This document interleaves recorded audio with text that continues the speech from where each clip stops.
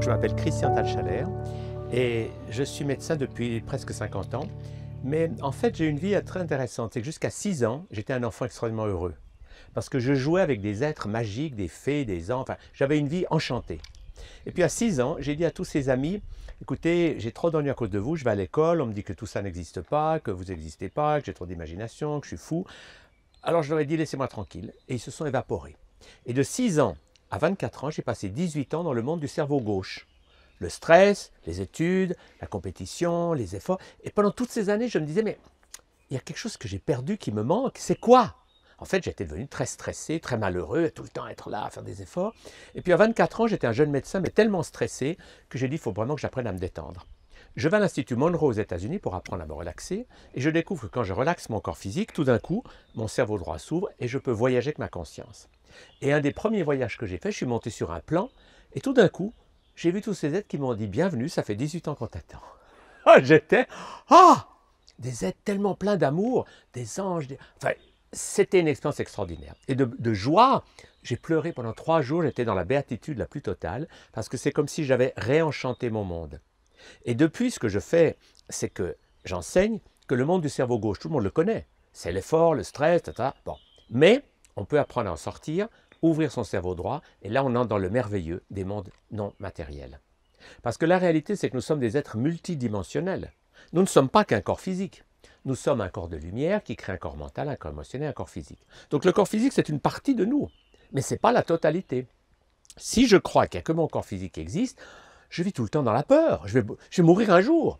Et si vous regardez bien, c'est passionnant de voir que cette peur est soigneusement entretenue par les marchands. Les marchands, qu'est-ce qu'ils font? Ils vous mettent d'abord le journal télévisé pour que vous ayez en plus 10 morts par là, un autocar dans un... Ah, et quand vous êtes dans cette peur de mourir, qui angoisse la vie de beaucoup de gens, la publicité arrive. Et que vous dit la publicité? Consommez. Et tout ce qu'on vous vend, les aliments, les médicaments chimiques, les drogues illégales, etc., ce sont des anesthésiens émotionnels. Quand vous avez consommé, vous avez un moment « Ah, je me sens mieux ». Vous sentez moins votre peur, mais elle est toujours là. Simplement, elle est juste un peu... Et ce marché incroyable, ça s'appelle le marché du bien-être artificiel, c'est devenu le plus gros marché de notre époque. C'est des milliards d'euros ou de dollars de produits qu'on vous vend parce que vous vous sentez mal. Vous avez perdu la capacité qu'on avait à 3 ans, qui est quand j'ai une émotion, je la lâche, j'allais sortir de mon corps, et du coup, mon cerveau droit s'ouvre et je suis en contact avec les mondes de lumière et la vie est belle. Je reprends conscience que je suis un être multidimensionnel. Et c'est la raison pour laquelle, depuis bien des années, mon rôle... Alors, j'ai d'abord été un soignant, quelqu'un qui aide les gens. Alors, j'étais dans la médecine chimique, puis après, j'ai vu que cette médecine chimique intoxiquait les gens. Alors, je suis passé aux médecines douces, l'acupuncture, l'homéopathie, la diététique, et tout Donc ça... voilà, quel est l'élément déclencheur qui t'a amené de la médecine, on va dire, plutôt Oui. traditionnelle Alors, à tout c'est le une reste? expérience que j'ai faite qui était un grand moment de ma vie. J'étais médecin généraliste et je prescrivais du Valium. C'était le Prozac de l'époque. D'accord? Toute la journée, genre, oh mon Valium. Et les gens mangeaient ça comme des bonbons. L'idée, c'était que grâce à la chimie, ils allaient se sentir mieux. Bon. Puis un jour, je me suis dit, bon, ben, je prescris ça tout le temps. Mais qu'est-ce qui se passait si moi, j'en prenais? J'ai pris du Valium, en 3 jours, c'était complètement malade. Je voyais double, j'étais dans un état affreux. Et j'ai pris conscience, c'était un eureka pour moi, comme Archimède qui a découvert la loi d'Archimède. J'ai pris conscience que la médecine chimique, si elle peut sauver des vies dans les cas d'urgence, si on donne trop de chimie à des gens qui ont des maladies chroniques, on ne fait que les empoisonner. Donc, on les rend malades. Donc, j'ai pris conscience qu'on m'avait appris à voir des gens malades et à faire qu'il leur reste. C'était un choc violent. Donc, du coup, j'ai dit, OK, je garde la chimie pour les cas, on ne peut pas s'en passer, d'accord, il y a quelques cas, mais pour tous les autres cas, je vais utiliser des méthodes plus naturelles. Et c'est là que j'ai appris tout ce qu'on appelle aujourd'hui les médecines douces, médecines alternatives. Alors, j'ai soigné les patients avec ça, et ça marchait bien, j'étais très content, mais après 7 ans de pratique, je me suis rendu compte qu'il y avait quelque chose qui ne collait pas. C'est qu'on restait dans le rôle, c'est le docteur qui fait, et le patient, il fait que faire ce qu'on lui dit. Mhm. Donc, j'ai annoncé à toute ma clientèle, j'ai une grosse clientèle à l'époque, j'ai dit, écoutez, si vous voulez rester malade, allez chez quelqu'un d'autre. Moi, je ne veux plus soigner des malades. Je veux vous apprendre à devenir votre propre médecin. J'ai lancé à cette époque le slogan de dire, la santé, ça s'apprend. Si vous voulez apprendre à gérer votre santé, je suis votre homme, je vais vous enseigner à être indépendant. Si vous voulez rester dans la dépendance, que ce soit des médecines dures ou des médecines douces, ça ne m'intéresse plus. En gros, à chacun de faire sa santé, quoi. À Voilà. chacun de mettre en place ses habitudes. Ce que j'ai compris, c'est que chacun est responsable de sa santé et de son bonheur et que jamais des mesures extérieures ne vont nous apporter ni la santé ni le bonheur. La croyance que des vaccins ou des médicaments chimiques vont nous apporter la santé est une illusion totale. C'est ce que j'appelle la grande illusion de notre époque. La réalité, c'est que chacun est responsable. C'est notre façon de vivre qui va attirer vers nous le bonheur ou le malheur, la santé ou la maladie. Donc, il n'y a pas de chose où l'extérieur va nous guérir. Et si vous voulez, le seul problème, c'est qu'évidemment, les multinationales n'aiment pas ce langage, puisqu'elles veulent vous faire croire que non, non, non, soyez heureux, on a trouvé le médicament à la mode, ou le avalez et vous serez heureux. Ben, ça ne marche pas. Et justement, quand tu es passé à ces méthodes, on va dire, alternatives, Oui.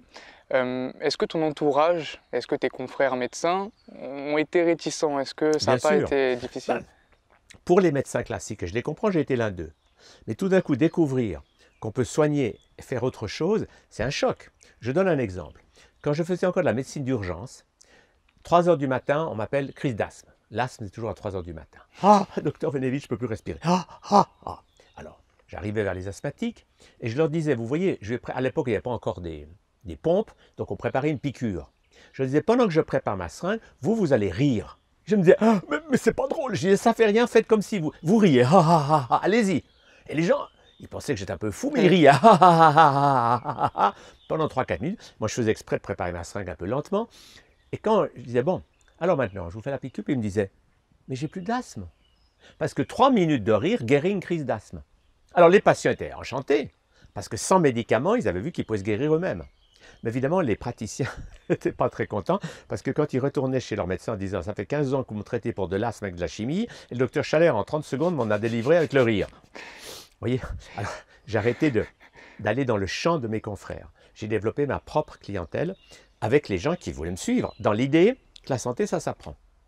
Donc j'ai développé ça. À une époque, je l'ai fait avec une grosse organisation, ça s'appelait la Fondation Soleil. J'ai eu une époque, j'avais 50 employés. On avait 8 ou 10 bâtiments à Genève, des jardins bio, et on avait tout un enseignement génial sur la complémentarité des médecines.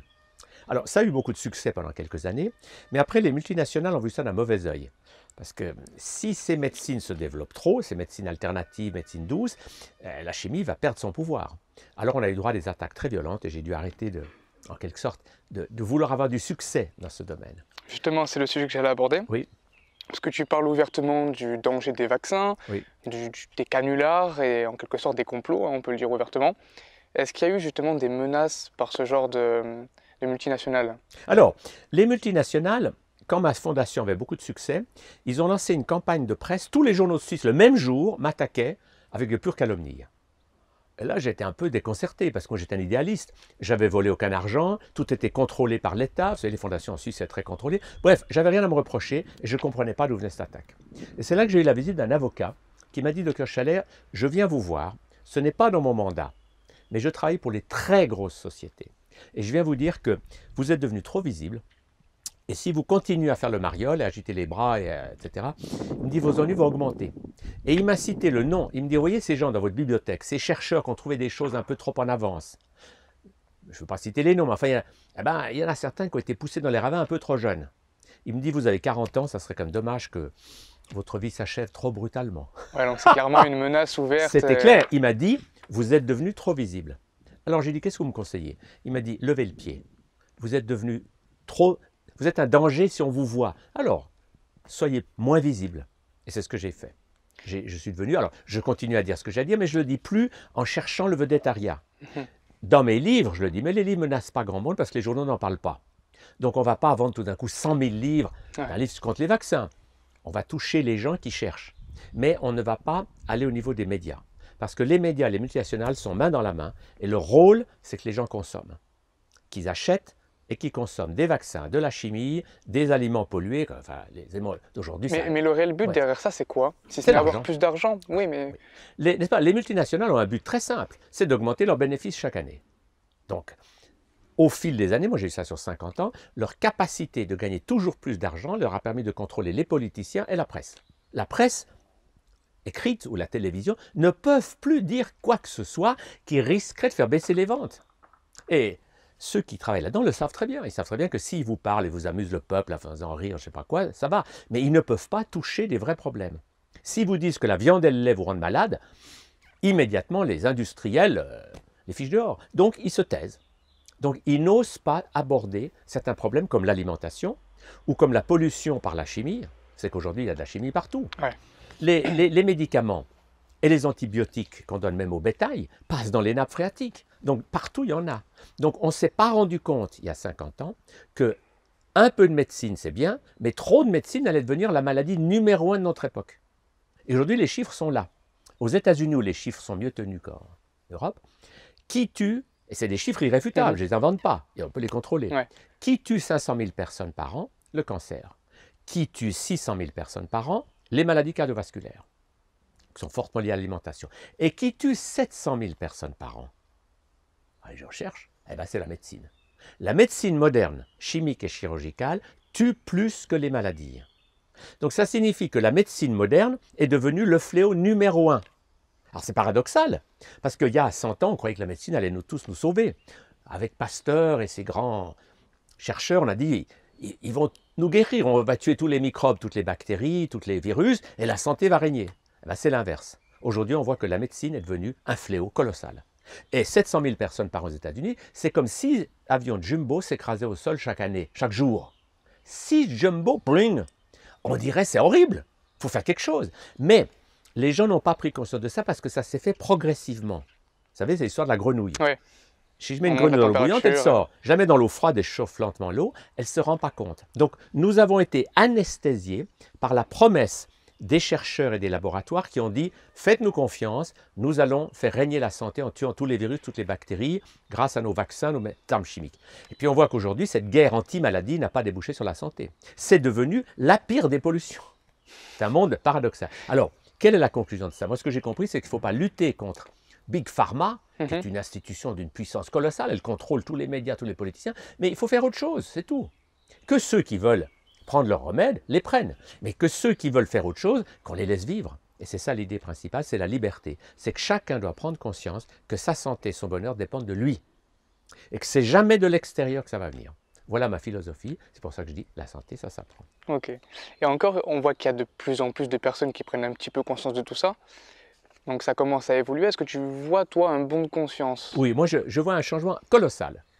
Il y a 50 ans, je donne un exemple, si je faisais une conférence il y a 50 ans, et je disais qui dans la salle pense que les vaccins sont inutiles, dangereux et inefficaces, et toxiques? J'avais 2 mains qui se levaient. Aujourd'hui, j'ai la moitié de la salle qui lève la main. Parce que déjà aujourd'hui, la population française, dans les sondages, il y a plus de gens qui ne croient plus au vaccin que de gens qui y croient. Donc les choses ont vraiment changé en 50 ans, parce que tout simplement, les gens ont vu, ils ont vu que trop de chimie, trop de vaccins, ça fait des dégâts terribles. Alors, les médias n'en parlent pas, les politiciens, ils sont tous achetés par les multinationales parce qu'ils ont besoin d'argent, mais le public s'éveille. Et pour moi, c'est une grande joie de voir que les gens s'éveillent et prennent conscience que leur santé, c'est leur affaire, et que c'est à eux de devenir intelligents et responsables, et de, au quotidien, bâtir leur équilibre, et plus croire que c'est quelqu'un d'autre qui va les sauver. Et justement, du coup, comment faire sa santé? Comment on va pouvoir avoir de bonnes habitudes pour avoir une bonne santé, pour rester toujours Alors en le forme? concept de base de la médecine holistique, qui est à la fois la médecine du passé, puis c'est les grandes médecines du passé, de l'Inde, de la Chine, mais aussi la médecine du futur, c'est de s'occuper de la totalité de l'être humain, physique, émotionnel, mental et spirituel. Parce que c'est ce que nous sommes. Nous ne sommes pas des êtres de matière. Nous sommes des êtres de lumière qui ont créé un corps mental, un corps émotionnel, un corps physique. Dès qu'on s'occupe des 4 corps, là on a des résultats immédiats d'amélioration. Parce que tant quelqu'un qui est malade, par exemple, veut se guérir en disant « bon, ben, je vais me guérir, alors je vais manger comme ci, je vais faire un jeûne », mais qui s'occupe que du physique, les résultats sont... Il peut s'améliorer un peu, mais il faut s'occuper du corps physique, du corps émotionnel, du corps mental, du corps spirituel. Dès qu'on s'occupe de tout ça, on a des résultats spectaculaires. Moi, c'est pour ça que ça me donne beaucoup de dynamisme. J'ai par exemple écrit un livre qui s'appelle « Artisans de leur guérison », où je raconte des histoires de gens qui étaient très malades, des maladies gravissime, des cancers avec métastases, des maladies génétiques, le sida, enfin des gens qui étaient vraiment au bout du rouleau. Et moi, je leur ai dit, c'est pas moi qui vais vous guérir, mais vous pouvez le faire. Regardez comment ceux qui se sont guéris ont fait. Donc, imitez, si vous voulez apprendre le ski, vous imitez les skieurs. Donc, si vous voulez vous guérir, n'imitez pas des malades, imitez les gens qui se sont guéris. Et ça marche. Ok. Dès que quelqu'un, alors bien sûr, il faut changer son alimentation, il faut manger de produits toxiques, il faut aller vers...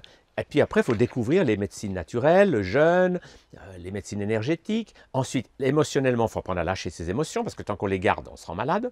Le système immunitaire ne veut pas fonctionner quand je garde ma colère à l'intérieur. Il faut que ça sorte. Bon. Ensuite, on lâche les émotions, et dès qu'on lâche les émotions, le cerveau gauche se calme, le cerveau droit s'ouvre, et on peut contacter son corps de lumière. Donc quand tu parles de Voilà. lâcher les émotions, c'est en quelque sorte, comme tu le répètes, de crier, Oui. d'évacuer un petit peu tout Le ça, de concept est bouger. très simple. La gestion des émotions, c'est éviter les deux pièges de notre société. Il y a ceux qui gardent tout dedans, et qui finissent par se rendre malades avec ces émotions bloquées, puis il y a ceux qui les déversent sur les autres et qu'on met dans des prisons parce qu'ils sont toxiques pour les autres. La clé, c'est quand vous êtes seul, vous avez 3 ans. Vous vous secouez dans tous les sens, vous criez, vous pleurez. Le petit enfant, ce qu'il a de magnifique, c'est qu'il ne fait jamais 2 fois le même son, le même geste. N'est-ce pas? Il ne va pas faire non. Il fait et ça change. Dès que vous apprenez à faire ça, bien sûr, hors de la vue des Ouais. gens sérieux, eh bien, en quelques secondes, vous êtes de nouveau. Et là, très naturellement, le petit vélo du cerveau gauche qui tourne avec les problèmes, il se calme, le cerveau droit s'ouvre, et vous entrez dans ce qu'on appelle nous, le chamanisme, qui est les états modifiés de conscience qui vont vous permettre de faire des expériences spirituelles.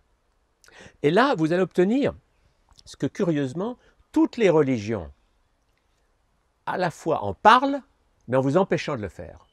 Parce que les religions vous disent « Dieu est amour, Jésus va… » Vous dites des choses très belles. Mais ils vous empêchent d'accéder au niveau de conscience pour que vous puissiez vivre des expériences spirituelles. C'est ça le paradoxe. On vous dit « Non, non, non, obéissez à la morale. Restez assis sur votre chaise. Soyez sérieux. » On ne vous dit pas « Vous pouvez entrer dans le niveau de conscience d'un Jésus ou d'un Bouddha. » Parce que ça, c'est le monde des chamans. Dès que vous ouvrez votre cerveau droit, vous vivez des expériences d'harmonie avec le tout, de fusion avec le corps de lumière, vous rencontrez des anges et des guides, donc vous avez une vie spirituelle magnifique, personnelle. Mais ça, évidemment, toutes les religions institutionnelles n'aiment pas. Elles veulent que vous obéissiez à leur doctrine. Tu dois croire en Dieu, et Dieu c'est comme ça. Non, tu crois en Allah, ben je te tue. Et tu crois, vous voyez, on a tué des millions de gens au nom de croyances intellectuelles. Et ça, c'est une déformation de l'énergie de base des religions, qui disaient toutes, vis dans l'amour des autres et de toi, et sois respectueux de la vie. Et au départ, tous les grands initiateurs de religion étaient des êtres magnifiques. Mais après, les religions ont structuré, elles en ont fait des systèmes de contrôle des populations. Et ça, c'est le point commun des religions, c'est que c'est devenu des structures lourdes qui vous empêchent d'accéder à la conscience des chamans. C'est très malin dans ce sens. C'est super Alors, malin. il y a toujours eu ce problème, n'est-ce pas? C'est que les institutions, ce qu'elles veulent, c'est que les gens obéissent. Qu'elles soient politiques, religieuses ou médicales, c'est moi qui sais, faites ce que je vous dis. Bon. Tous les éveilleurs, ou les chamans ou les guérisseurs, disent n'obéissez pas aux autres, obéissez à la voix intérieure. Donc il y a un conflit entre les deux.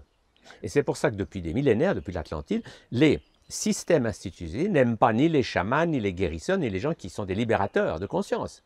Parce qu'ils ont un message tout à fait opposé à celui qui a vivé dans la peur, obéissez et consommez. C'est au contraire la libération, en quelque sorte. Alors c'est pour ça qu'on a quand même brûlé des millions de femmes au Moyen-Âge qui étaient des guérisseuses. N'est-ce pas? Elles avaient le malheur de mettre du pain moisi sur les plaies. Elles mettaient du pain moisi sur les plaies. Ah, c'est des sorcières, on les brûle.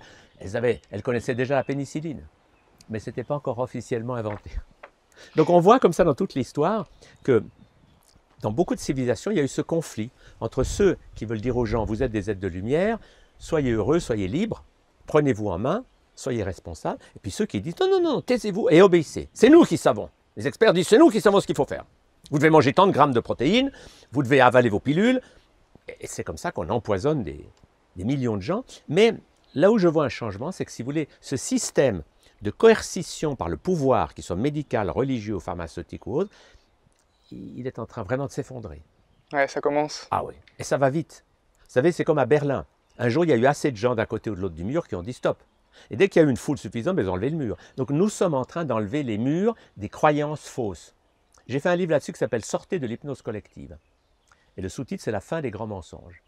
Et je montre dans ce livre toutes les idées que les gens nous ont mis dans la tête, à l'école, etc., et qui reposent sur rien. Il n'y a aucune base scientifique. Par exemple, il faut manger de la viande. Ben, c'est tout faux. Plus on mange de viande, plus on est malade. C'est vrai, qu'est-ce qu'on entend en plus? C'est hallucinant. Mais ces idées sont propagées par les vendeurs. Parce que les empires industriels, ils veulent que vous obéissiez à leur diktat.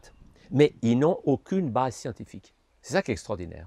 Alors moi, ce qui m'a passionné, comme je suis scientifique au départ, j'étais formé à la médecine scientifique, c'est de montrer que la science montre que beaucoup des choses qu'on nous a fait croire en disant c'est la science, c'est pas vrai. Ça, c'est la science des marchands. Et du coup, pourquoi il y a encore autant de médecins qui ne voient pas cette partie-là de la médecine? Parce que c'est très difficile. Alors si vous voulez, moi j'ai beaucoup de commisération pour mes confrères, parce que quand vous êtes dans un système, c'est très dur d'en sortir. Parce que ça demande un gros travail de remise en question. Vous voyez, je vous donne un exemple. Si vous êtes un dentiste et que vous découvrez après 20 ans de pratique que le mercure que vous mettez dans la bouche des gens est très toxique, je vous donne un exemple, en Suisse, le dentiste n'a plus le droit de mettre le mercure dans la poubelle, parce que ça pollue les rivières, mais il a encore le droit de le mettre dans votre bouche. Alors, découvrir que le mercure est toxique, si vous, depuis 20 ans vous faites ça, c'est quand même un sacré choc. Donc c'est difficile pour un médecin qui a été pris dans un système de découvrir que ce système repose sur rien du tout. Vous voyez, je donne un exemple. J'ai fait une vidéo sur YouTube qui s'appelle « Les faussaires de la science » et où je montre d'une manière absolument stricte, irréfutable, parce que je m'appuie sur des faits historiques et scientifiques, que tout ce qu'on nous a raconté sur le sida, c'est du vent. Le virus du sida n'a jamais existé, ça n'a jamais été une maladie contagieuse, sexuellement transmissible, tout ça c'est faux. Et d'ailleurs, dans quel but? Alors, c'est ça, alors il faut toujours chercher à qui profite le crime. Alors le but est simple, c'est que les industriels, ce qu'ils veulent, c'est vendre des médicaments. Donc ils créent des maladies, ou ils fabriquent une peur pour dire la seule solution, c'est vos médicaments. Et au nom de cette idée, le sida, vous allez mourir, mais nos médicaments vont vous permettre de survivre. Eh bien, ils ont fait une fortune incroyable. Puis maintenant, on voit que tout ce langage reposait sur des hypothèses jamais confirmées. C'est quand même extraordinaire de voir ça. Mais avec le recul du temps, c'est ça que j'aime bien, c'est que le temps permet de voir les choses autrement. Tout ce qu'on a raconté au début, que ça allait tuer des millions de gens, qu'il y aurait des milliers de... Enfin, tout ça, ça c'est... On voit que tout était faux. Le sida n'a jamais été une maladie sexuellement transmissible. Le fameux virus qui est censé détruire votre immunité n'a jamais été isolé. Je dis pas rien, c'est des faits. Et tout ce qu'on a raconté était basé sur des hypothèses. Mais vous savez, dans la médecine, il n'y a pas que le sida. Il y a une époque, les tuberculeux, on les isolait parce que c'était censé être une maladie contagieuse. Après, on a découvert que c'était tout faux. Même l'idée des maladies contagieuses est basée sur des fausses idées. Depuis Pasteur, on croit que le virus, la bactérie, c'est des ennemis qui vont nous agresser. Je suis là et je rencontre quelqu'un qui arrive, ah oui, tous, ça y est, j'attrape la gueule. Tout ça, c'est tout faux, ça repose sur rien. La réalité est tout autre. C'est que nous avons dans notre corps des virus et des bactéries. Nous allons dire plus de bactéries que de cellules. Et notre système immunitaire gère tout ça. Et quand, pour donner un exemple amusant, quand le corps est trop intoxiqué, vous avez trop mangé à Noël, etc., alors le corps n'arrive plus à faire le ménage. Qu'est-ce qu'il fait? Il va chercher un virus et il lui dit, s'il te plaît, fais-moi une petite infection virale. Du coup, vous avez la grippe, vous toussez, vous crachez, vous ne mangez plus parce que vous n'avez plus faim, vous avez la diarrhée, vous avez de la fièvre et vous vous nettoyez. Donc le virus, c'est un agent de nettoyage. C'est une purge, un système de purge. C'est un nettoyage. Alors, tuer les virus et tuer les bactéries était une idée aussi aberrante que si on tuait les éboueurs parce qu'ils transportent des poubelles. Vous voyez, on a eu des visions fausses. Et ces visions fausses ont mis des milliers et des millions de gens dans des optiques complètement démentes. Par exemple, depuis Pasteur, on pasteurise des aliments. On tue tous les microbes. Mais c'est une catastrophe dans la vie. Quand on diminue, qu'il n'y en ait pas trop, oui, mais les tuer tous, ben vous créez des substances mortes. Vous voyez? Donc, on ne se rend pas compte que quand vous prenez des aliments pasteurisés, ils sont morts. Il n'y a plus rien dedans. Plus de vitamines, plus d'enzymes. Vous mangez des choses mortes. Alors théoriquement, vous avez votre caddie bien rempli, mais ce qu'il y a à manger dedans, il n'y a rien. Donc on voit des gens qui aujourd'hui ont le caddie plein, ils sont même très obèses, mais au niveau de leurs cellules, ils meurent de faim. Le Français moyen meurt de faim autant que le paysan du Bangladesh. Le paysan du Bangladesh n'a rien, donc il meurt de faim, mais ici on meurt de faim en mangeant beaucoup. Parce que ce qu'on mange n'a plus la vitalité, n'a plus les forces de vie. Et justement, quelle habitude alimentaire prendre pour avoir une bonne santé et une bonne Alors moi alimentation? j'explique ça très rapidement, c'est que toutes les idées dans la presse, dans les médias, etc., sont toutes basées sur des choses fausses. Alors j'enseigne ça en 30 secondes. C'est la règle des 3 V. Et cette règle ne change pas. Moi j'ai écrit mes premiers livres sur l'alimentation il y a 50 ans, ils sont toujours d'actualité, parce que les règles fondamentales de la vie ne changent pas. Et la règle est toute simple, c'est 3 V. Le premier V, c'est le V de végétal. Le corps humain est fait pour se nourrir de végétaux. C'est une loi. Et plus les gens mangent de produits animaux, plus ils sont malades. C'est éprouvé par d'énormes études. Le deuxième V, c'est le V de vivant. C'est que si vous mangez des végétaux, c'est bien, mais il ne faut quand même pas que tout soit cuit, autrement il n'y a plus d'enzymes. Donc il faut avoir une bonne proportion d'aliments crus. Végétal vivant, c'est ce qu'on appelle l'alimentation vivante. Puis le troisième V, c'est le V de varié. C'est que si vous avez assez d'aliments vivants pour que votre corps fonctionne bien, vous pouvez très bien aller manger au restaurant avec des amis, enfin faire la fête. Il ne faut pas être dans une sorte de secte alimentaire, autrement vous devenez trop raide. Parce qu'un système qui devient rigide, n'est-ce pas, la base de la vie, c'est la joie du changement. Et la santé, c'est une dynamique de changement. Alors si vous êtes malade, c'est ce que j'explique à beaucoup de gens, pendant un temps, mangez vivant. Puis quand vous serez vraiment en forme, pendant un temps, allez faire la fête. Ne soyez pas rigide, parce que la rigidité tue autant que les toxines. Voilà le concept. Oui. Ok. Pour revenir à ce que tu disais tout à l'heure, tu as parlé de chamanisme.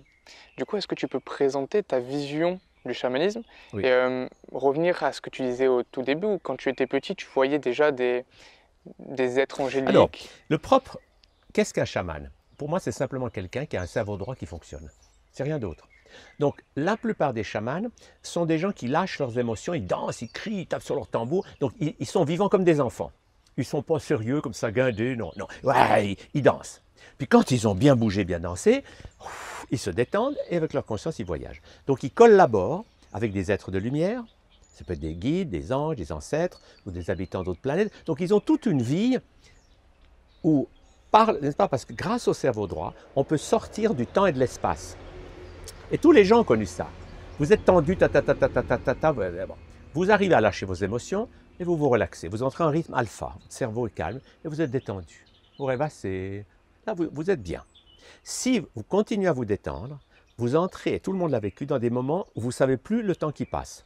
Vous dites, il s'est passé 10 minutes ou 1 heure et demie. Vous êtes sorti du temps. Et vous pouvez aussi sortir de l'espace. Quand vous vous dites, comment va ma fille qui est à 800 km? En fait, avec votre conscience, vous y allez, vous revenez. Parce que la conscience va plus vite que la lumière. Donc nous faisons tous des voyages, même si on ne s'en rend pas compte. « Ah, mon fils, oh, ben, je sais qu'il faudrait que je l'appelle. » Pouf, parce que vous y êtes allé, vous êtes revenu. Donc avec la conscience et le cerveau droit, on peut quitter le temps et l'espace. Donc on va pouvoir aller partout dans l'univers. Vous voyez, si je vais aller sur la planète Vénus en fusée, c'est 2 ans et demi de voyage. Ah, mais avec ma conscience, je peux y aller et revenir. Alors les chamans, ils vivent des contacts avec d'autres planètes. Et ils peuvent aussi remonter dans le temps, parce qu'en voyage chamanique, on peut aller dans les annales akashiques, c'est-à-dire dans le passé, pour savoir ce qui s'est réellement passé. Parce que l'histoire telle qu'on nous la raconte est grotesque. On veut nous faire croire qu'il y a un singe qui un jour a pris un bâton et c'était l'homme de... C'est ridicule. Avant notre civilisation, il y avait l'Atlantide, qui était une civilisation plus développée que la nôtre sur le plan technologique, mais qui s'est autodétruite. Et ça, en voyage chamanique, on peut aller voir. On peut retrouver tout ça. D'ailleurs, justement, comment faire ces voyages chamaniques? Comment Alors, on peut y arriver? l'outil est simple. Si les gens sont trop bloqués dans le cerveau gauche, ils pensent trop, ils parlent trop, il faut libérer les émotions à travers le corps. On danse, et quand vous avez bien, vous êtes secoué, vous avez un, là, le corps se relaxe, et naturellement, le cerveau droit s'ouvre. Et à ce moment-là, vous commencez à imaginer, à rêver, et vous commencez à vous balader avec votre conscience. Et peu à peu, vous pouvez entrer dans ce monde des chamans, qui est d'aller voir ce qui se passe dans d'autres dimensions, parce qu'il faut se rappeler que la matière, ce n'est qu'une longueur d'onde. Mais quand on quitte cette longueur d'onde, il y en a d'autres. Il n'y a pas un monde, il y a des mondes. Alors quand vous entrez dans le monde des anges, ben vous découvrez des êtres magiques, merveilleux, pleins d'amour. Quand vous entrez dans le monde des guides spirituels, c'est aussi un monde. Ce sont des mondes non matériels. Et les chamans collaborent avec ces mondes non matériels. C'est ça le côté. Et d'ailleurs, où sont ces mondes? Où sont ces êtres qui communiquent? Alors, c'est ça qui est intéressant, c'est que si vous voulez, en même temps que je vous parle, j'ai mon équipe spirituelle. J'ai mes guides, des anges, des ancêtres. Ils sont là, mais ils ne sont pas là matériellement, parce qu'ils n'ont pas un corps de matière. Ils ont des corps d'énergie. Mais avec un peu d'entraînement, on arrive à les sentir et à collaborer avec eux, et à notamment les laisser passer à travers nous. Moi, depuis 45 ans, ou même plus, je fais du channeling. C'est-à-dire que je lâche mon cerveau gauche, j'ouvre mon cerveau droit, et un guide va passer à travers moi pour donner des conseils de sagesse aux gens. Et ce qui est extraordinaire, c'est que les guides peuvent ainsi parler à des gens que moi je ne connais pas, je les ai au bout du fil, ils habitent à l'autre bout du monde. Moi, je ne connais pas leurs maladies, je ne connais pas leurs problèmes, mais les guides, eux, ils les voient comment... Ils amènent des conseils de sagesse en disant oui, oui, voilà ce que vous avez à comprendre. Parce que les guides voient tout ce qu'on vit sur Terre comme des leçons à apprendre. Nous sommes dans une école sur la Terre. Bon, on est là pour apprendre des choses. Mais des fois, on n'arrive pas à comprendre la leçon parce qu'on a le nez collé sur le livre, on n'arrive pas à lire le texte. Alors on dit, mais pourquoi je vis ça? Pourquoi je suis malade? Pourquoi j'ai des conflits avec ma belle-sœur? Alors les guides, ils écartent un peu et ils disent, voilà pourquoi. Ils expliquent le pourquoi et qu'est-ce qu'on doit faire. Donc tu as plutôt une clairvoyance, C'est une forme de clairaudience, ça. Clairaudience. C'est j'entends les messages des guides qui passent à travers moi. Et puis ils me donnent aussi des images. Ils me montrent ce qui s'est passé dans la vie des gens. Vous voyez, je donnais ça à un monsieur qui me dit, je vais me marier dans 15 jours, mais j'ai dit moi que ma femme, je la déteste. Alors j'ai dit, oui, mais ça c'est typique, c'est une mémoire. Et les guides m'ont montré que s'ils voulaient se marier et être ensemble, c'est parce qu'ils avaient des mémoires où ils s'étaient déjà aimés et ça s'était mal fini. Et cette fois-ci, ils veulent arriver à plus taper dessus. Et là, il était transporté de joie. Il me dit, ah bon, alors c'est que des souvenirs du passé. Je dis, oui, vous avez des souvenirs de conflits et maintenant, vous n'avez plus besoin de les recommencer. C'est le moment de faire autre chose. Quand vous sentez que vous avez de la haine contre votre femme, ben au lieu d'aller lui taper dessus, de la tuer comme vous l'avez certainement fait quelquefois, vous allez danser votre colère. Et à ce moment-là, vous êtes libre du karma négatif. Vous êtes dans l'instant présent. Il était transporté de joie. Parce que vous voyez, l'idée, c'est que les choses du passé, souvent, nous collent. Parce qu'on croit que le passé est passé, mais il ne l'est pas. Si vous avez un enfant qui est resté désespéré parce que son grand-père est mort, ou un personnage qui a joué un rôle et puis qui est mort dans la colère, ces personnages restent dans notre inconscient. Et il faut aller les délivrer. C'est ça le concept. J'ai appelé ça Donc la ça, après, ça reste psychothérapie les spirituelle. sous-personnalités, c'est bien ça. Oui, c'est des sous-personnalités, ce qu'on appelle les SPPA, sous-personnalités psychoactives. Alors, il y en a dans du présent. En ce moment, j'ai mon enseignant qui parle, mais j'ai mon époux qui pense à sa femme, j'ai mon père qui pense à sa fille, j'ai mon artiste qui a envie de créer des choses. Vous voyez, on a toutes sortes de personnages. Mais il y en a qui sont restés bloqués dans le passé. Et c'est ça qui est passionnant à comprendre, c'est qu'on peut aller les délivrer. Et au moment où on les délivre, ben, leurs talents reviennent. Donc pour les délivrer, c'est vraiment, voilà. Alors, pour les délivrer, d'abord on lâche ses émotions, ensuite on va faire un voyage intérieur et on va descendre dans le passé pour voir ces personnages. Si je vois par exemple un personnage qui est resté une colère noire, c'est un guerrier, puis j'ai jugé qu'il était affreux, je ne veux plus jamais faire ça, il est resté bloqué, je vais lui dire danse ta colère, mais sans plus couper des têtes. Et je le libère. Je l'envoie dans la lumière, ça y est. Les personnages libérés, on récupère leur talent. C'est ça qui est passionnant. Parce que beaucoup de gens, par exemple, ont des talents de guérisseurs ou de guérisseuses, mais ils ont eu des expériences où ça s'est plutôt mal fini. On les a mis sur un bûcher ou écartelés. Bref. Alors, ils s'intéressent à ces sujets, mais ils ont peur d'y aller parce qu'ils ont la mémoire. Si je vais de nouveau là-dedans, ça va de nouveau aller mal. Donc, beaucoup de nos peurs, pour ne pas dire toutes, sont des mémoires. Les gens qui ont peur des autorités ou peur de l'eau, c'est des mémoires. Alors un jour, ce qu'il faut, c'est lâcher nos peurs et puis aller voir les personnages qui sont restés bloqués, congelés dans une situation dramatique et leur apprendre à lâcher. Et au moment où ils lâchent, ben, on n'a plus ces peurs. Et on récupère des talents. Moi, j'ai vu beaucoup de gens comme ça qui, tout d'un coup, ils libèrent un personnage et en le libérant, le talent est de nouveau là. Ils sont musiciens, ils sont peintres, enfin, des choses extraordinaires qu'ils avaient déjà appris dans d'autres vies. Donc il y avait juste un blocage à éliminer. Voilà, c'est ça. Okay. Parce que souvent, si on revient pour moi sur Terre, c'est simplement qu'on a encore des blocages qu'on n'a pas éliminés. Parce que quand on remonte, le corps physique est mort, mais le corps émotionnel, le corps mental, le corps spirituel, c'est exactement, ils n'ont pas changé d'iota, ils sont comme d'habitude. On a les mêmes émotions, les mêmes pensées. Mais de l'au-delà, on regarde puis on dit, oh là là, mais c'est terrible, j'ai vraiment, avec ma sœur, là, je me suis disputé, je n'ai pas su faire. Alors, je vais revenir pour cette fois-ci faire mieux. Mais une fois qu'on est, souvent on oublie tout ça. On ne sait plus pourquoi on est venu. Et alors on se retrouve avec quelqu'un, on dit « Ah !» Et on sent le conflit, et on se dit « Mais qu'est-ce que je vais faire ?» On n'a plus envie de faire comme avant, mais il faut qu'on apprenne à faire autrement. Et justement, quel est selon toi le but de la vie? Alors, pour moi, le but de la vie, c'est d'épanouir tous nos personnages intérieurs dans la conscience et dans l'amour. C'est ça. On est venu pour apprendre à être heureux. Mais être heureux, ce n'est pas dire juste je suis heureux. C'est que mon enfant soit heureux parce que je laisse jouer. Que mon artiste soit heureux parce que je laisse créer. Que mon guérisseur soit heureux parce que je l'aide à guérir les autres en se guérissant lui-même. Donc, que tous mes personnages puissent s'épanouir. Donc, le bonheur est multifacette. On ne peut pas être heureux en disant, oui, ben, mon homme d'affaires est très heureux, je gagne beaucoup d'argent. Que toute notre facette soit comblée, quoi. C'est ça, exactement. D'accord. C'est ça le but de la vie. Mais le côté passionnant, c'est de comprendre que la santé et le bonheur, ça s'apprend. En apprenant à être attentif à nos personnages, ceux du présent et en libérant ceux du passé, eh ben, c'est possible d'aller toujours mieux, d'aller vers toujours plus de joie de vivre, de conscience et de rayonnement. D'accord. Tu as parlé aussi tout à l'heure de jeûne, et j'ai vu un livre que tu avais fait qui parlait des jeûnes holistiques. Oui. C'est quoi la différence entre un Alors, jeûne et... nous, Joanne et moi, nous enseignons le jeûne holistique, c'est-à-dire que les gens qui font un jeûne purement hygiéniste, donc ils ne mangent plus, ils sont dans un jeûne purement physique. Bon, ben, ça va leur faire du bien, mais des fois, ce n'est pas très agréable parce qu'ils vont se sentir fatigués, ils vont avoir des... Bref, c'est un jeûne, pour nous, qui est un peu une vieille façon de faire. Nous, on enseigne le jeûne holistique, c'est qu'en même temps qu'on va jeûner, c'est de ne plus manger d'aliments solides, que des jus ou de l'eau ou des tisanes, en même temps, on va lâcher nos émotions, on va faire des voyages chamaniques, donc on va jeûner d'une manière globale. Et là, le jeûne est passionnant et facile. Parce que c'est plus le jeûne, je ne mange pas, mais j'ai faim et je souffre, je suis malheureux sur ma chaise. Non, si j'ai faim, par exemple, on dit, bah, je vais manger quelque chose, je danse. Bon, donc c'est un jeûne amusant, agréable, tout le temps. Parce que moi, les premiers jeûnes que j'ai fait il y a 50 ans, j'ai fait des jeûnes hygiénistes, mais j'étais fatigué, enfin, bref. Puis je me suis dit, mais on ne pourrait pas jeûner de façon plus agréable. Et nous, notre enseignement, c'est qu'on peut jeûner et que ça soit tout le temps bon. Donc on peut être heureux tout le temps, y compris quand on jeûne. Alors que beaucoup de gens vont dire, oui, mais quand j'ai faim, je me sens mal. Ben, quand on se sent mal, j'apprends à lâcher mes émotions ou à me relier à la lumière, ça y est, je suis nourri par la lumière. C'est pour la raison pour laquelle il y a maintenant sur la même planète que nous, quelques dizaines de milliers de gens qui se nourrissent de lumière.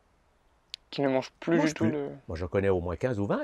C'est ce qu'on appelle... Moi, j'ai traduit le premier livre en français qu'il y avait là-dessus, de Jasmine, qui s'appelait Se nourrir de lumière, il y a au moins 20 ans. Parce qu'on m'a dit, une femme, elle ne mange plus rien. Bon, à l'époque, j'étais un diététique, mais enfin, je ne croyais pas à ces choses-là. Et je l'ai interrogée, et comme j'ai vu qu'elle disait vrai, j'ai traduit son livre. Et elle a fait beaucoup de gens qui sont avancés là-dedans. L'idée, c'est que manger moins, c'est déjà mieux, parce que les gens mangent trop. Bon. Et puis peu à peu, on découvre le jeûne, on découvre un peu tout ça, et puis on peut avancer. Et il n'y a jamais de limite, parce que les seules limites, c'est nos croyances. Alors il y a, en France, je crois qu'il y en a à peu près 5 ou 600 connus, qui ne mangent plus rien. Parce qu'ils sont sortis de la croyance que je vis parce que je mange. Ils sont entrés dans la croyance je vis parce que la lumière qui passe à travers moi me nourrit. Mais est-ce qu'au-delà de la possibilité de le faire, ça a un réel bienfait sur le corps? Ah oui, bah les gens qui le font, pourquoi ils le font? Parce qu'ils se sentent beaucoup mieux que quand ils mangeaient. Ok. Et c'est pour ça aujourd'hui qu'il y a des records du monde battus par des gens qui n'ont rien mangé depuis quelques semaines. Mais ça, les gens ne le savent jamais. Parce qu'un sportif ne peut pas dire ce qu'il mange, parce que les journaux n'en parlent pas. Moi, j'ai eu un exemple comme ça amusant, c'est une championne de ski suisse, s'appelait Maria Valisère. Puis elle dit à un journaliste, oui, moi j'ai découvert, je suis végétarienne parce que comme ça j'ai beaucoup plus d'énergie. Et le journaliste dit, oui, oui, oui, je ne parle pas de ça. Ah Parce qu'il ouais. sait très bien que s'il raconte ça dans son journal, il va être congédié. Parce que les empires industriels ne veulent pas que vous sachiez que mangent les sportifs. C'est amusant, mais c'est comme ça. Mais beaucoup de sportifs ont vu qu'en mangeant moins ou en mangeant végétal ou même en mangeant lumière, eh ben, ils ont plus d'énergie que s'ils sont pleins de steak frites. Ok. Alors les exemples sont là, mais les gens ne le savent pas.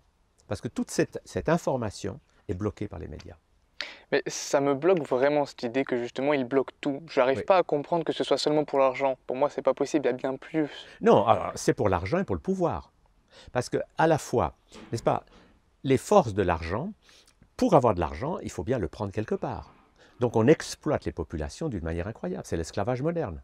Vous travaillez pour un patron et tout l'argent va à quelques banquiers privés qui ont décidé que c'est eux qui créent la Oui, monnaie. toujours les mêmes. Ouais. Le système est dément. Donc c'est pour ça que ce système, pour moi, il va s'arrêter vite, parce que ce n'est pas possible. Vous devez travailler comme un fou pour nourrir un banquier privé qui est déjà multimilliardaire. C'est aberrant. Alors quand les gens se réveillent, ils sortent de ce système. Et ils découvrent que déjà en mangeant moins, il faut des économies. Hmm. Et puis, si on continue, ils deviennent végétariens, puis végétaliens. Et puis peu à peu, ils découvrent qu'ils mangent moins, de moins en moins. Et puis il y en a certains qui ne mangent plus du tout, et ils se portent très bien. C'est que des questions de croyance. Oui. Mais ça demande un cheminement. Parce que pour beaucoup de gens, si on leur dit que manger de la viande, c'est toxique, quoi? Mais mes parents m'ont dit mange de la viande pour avoir des forces. Donc ils sont prisonniers d'un système de croyance qui les rend malades. Et la croyance, c'est l'alimentation n'a rien à voir avec la santé. Vous allez chez un médecin classique, il ne regarde pas ce que vous mangez. Vous arrivez chez lui, il dit ah, vous avez mal au foie, voilà un médicament. Et vous sortez une ordonnance. Mais il ne s'intéresse pas à ce que vous mangez. Or, c'est capital. Hippocrate disait il y a 2500 ans que l'aliment soit ton médicament. Donc Ok. l'alimentation, c'est capital. Mais ça prend du temps. Et quand vous êtes dans le système, une personne toutes les 15 minutes, vous n'avez pas le temps de vous occuper de ça. Donc vous faites des ordonnances, vous empoisonnez les gens avec la chimie, mais qu'est-ce que vous voulez faire d'autre? Vous êtes victime d'un système qui est un système de folie, mais qui a pour but pas seulement l'argent, mais aussi le pouvoir. Parce que ceux qui ont le pouvoir, ils en veulent toujours plus. Donc ils veulent gouverner les populations, les peuples, et ils ne veulent surtout pas que les gens se réveillent.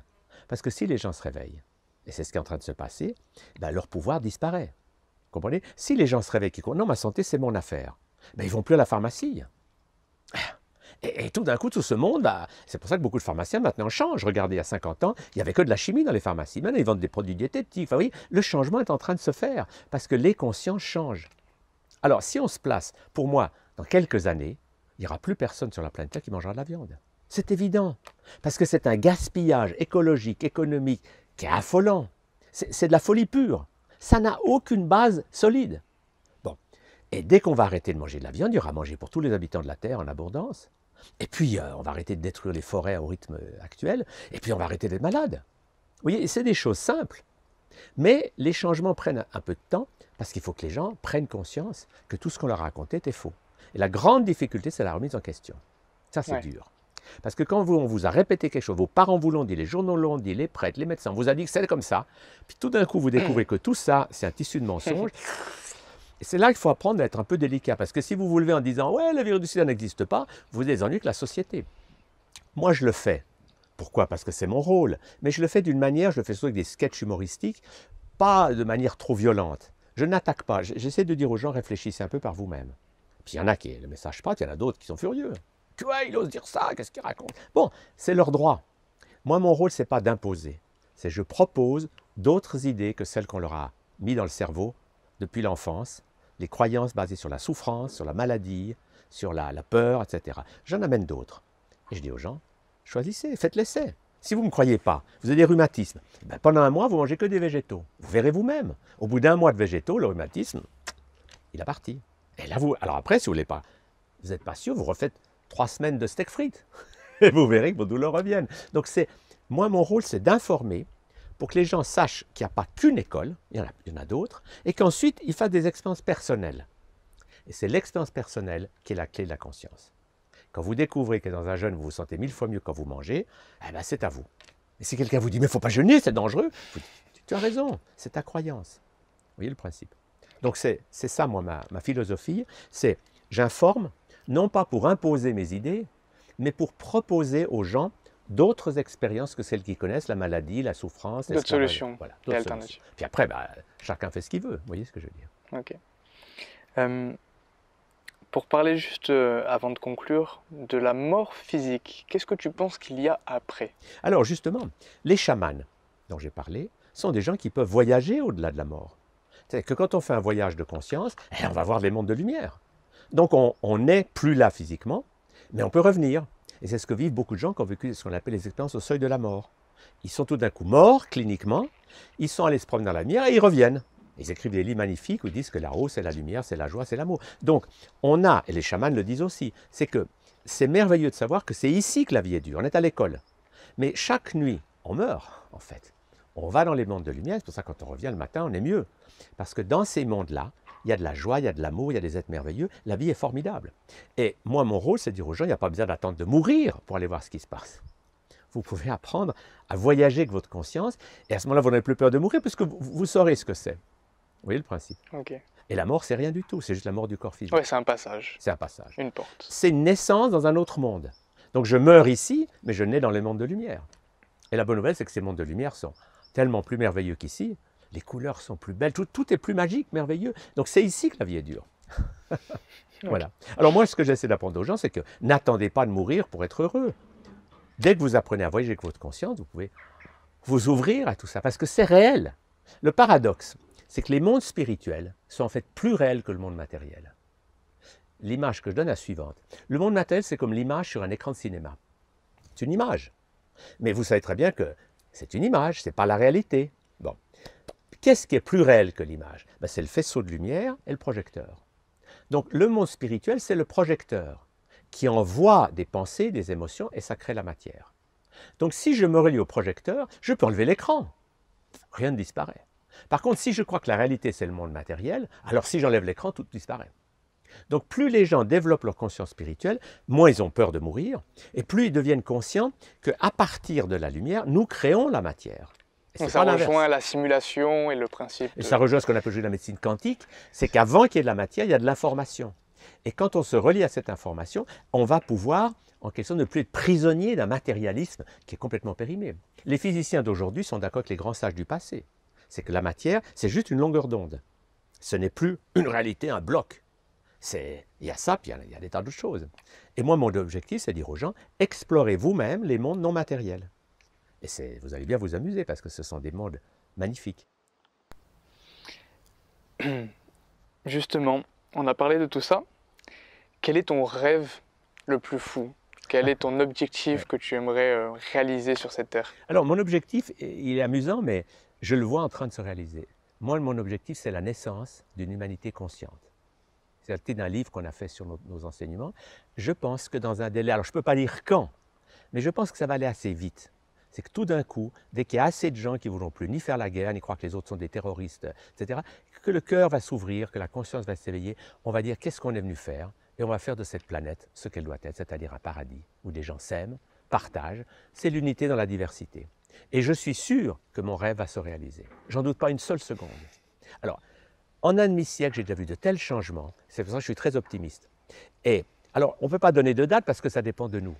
Mais je pense que dans un futur proche, l'éveil des consciences va donner naissance à des choses extraordinaires. C'est que tout d'un coup, il y a assez de gens qui vont dire « Non, on ne veut plus jouer à la guerre, c'est fini. Non, non, non, rangez vos canons là. Si vous voulez en garder un ou deux, d'accord, mais nous, on fait autre chose. » Et plus il y a de gens qui se consacrent à leur bonheur, à leur santé et à apprendre à être heureux, plus ça devient une sorte d'épidémie. On appelle ça, nous, la maladie du bonheur.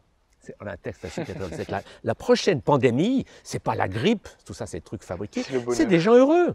Et quand il y a des gens heureux, ben, les autres ont envie de le faire aussi. Donc je pense qu'on va vers des choses magnifiques, que tout d'un coup, vous savez qu'il suffit qu'on arrête 10 banquiers internationaux et on va disposer de milliards. Donc on va pouvoir distribuer de l'argent à toutes les populations. Donc tout d'un coup, off, ça va changer. Il suffit que les gens arrêtent de manger de la viande, il y a à manger pour tout le monde. Et on ne détruit plus les forêts. Donc il y a des choses simples qui sont en train de se passer. Alors, si vous lisez les journaux, vous ne le voyez pas. Parce que les journaux, ils vous répètent le leitmotiv classique. Mais si vous regardez autour de vous, le nombre de gens qui bougent, et moi c'est ça qui me donne beaucoup d'enthousiasme, c'est que je suis sûr que mon rêve d'une humanité pacifique, consciente, délivrée des guerres et des maladies, il va se réaliser. Oui, parce que c'est vrai que si on décroche un petit peu de la télé, on se rend compte qu'il y a des hommes autour du globe qui font des choses extraordinaires. Tout à fait. Il y a plein d'exemples, il y a plein de gens aussi qui ont fait des films là-dessus, vous voyez, comme, enfin bref, qui montrent des gens qui, au lieu de râler, se plaindre, font des choses positives. Avec la permaculture, avec un hectare, ils produisent des... Vous voyez, il y a des tas de choses simples. Il suffit que les gens se prennent en main. Il faut qu'ils arrêtent d'attendre que ce soit les autres qui les rendent heureux ou qui les guérissent de leur maladie. Il faut qu'ils disent « c'est mon affaire ». Nous, on voit ça dans les pays sous-développés, si on va beaucoup à Madagascar. Eh bien, on a un ami avec lequel on a fait tout un projet d'une bande dessinée pour dire aux enfants dans le sud, là-bas, il y a vraiment de la misère, c'est la famine. Alors, c'est dire aux gens, n'attendez plus l'aide qui vient de l'extérieur, mais on dit aux enfants, faites germer des graines, cultivez dans des... et vous allez nourrir votre famille. Et vous n'aurez plus faim. Mais vous n'allez pas attendre que ce soit les empires qui vous amènent du lait en poudre. Vous allez vous prendre en main. Et c'est génial de voir que quand des gens font ça, waouh, ils découvrent une autre abondance. Ils n'ont peut-être pas beaucoup d'argent, mais ils vivent avec ce qu'il y a sur place. Et l'idée, par exemple, mourir de faim, ça vient uniquement de croyances complètement déséquilibrées. Dans tous les pays du monde, il y a des graines. Si on ne fait jamais ces graines, c'est le meilleur aliment qui soit. Donc il n'y a pas de raison que les gens meurent de faim. Ils meurent de faim parce qu'on leur fait croire que la seule nourriture, c'est les steaks frites et le lait de... Vous voyez? Alors du coup, ils n'ont pas. Mais dès qu'on les remet dans des choses simples, c'est génial. Moi, c'est ce qui m'émerveille. C'est de voir que des gens, quand ils cessent de subir et de souffrir, qui se prennent en main, et surtout maintenant qu'Internet, on peut avoir des tas d'informations, vous avez l'information, vous essayez et vous voyez que ça marche. Donc c'est magique. Ouais. En 30 secondes, si tu as un message à faire passer à la Terre entière, que d'un coup, il y a tout le globe qui t'entend, quel serait ce message? Mon message, c'est que nous ne sommes pas des êtres de matière destinés à mourir, nous sommes des êtres de lumière. Et quand nous prenons conscience de ça, tout d'un coup, nous avons accès à une sagesse incroyable. Parce que le corps de lumière, non seulement il nous fait vivre, mais il est porteur de sagesse, il est porteur d'un amour illimité, et il nous aide à créer dans notre vie la joie, le bonheur, l'amour et la conscience. Et que quand on fait ça, on devient porteur de lumière, plutôt que d'être un dénonciateur qui dit simplement « les autres sont méchants, il faut les tuer tous ». Bref, on n'est plus dans les guerres du passé, on est dans l'avènement de cette nouvelle conscience. Christian Thalscheller, merci beaucoup. Merci vraiment. Merci.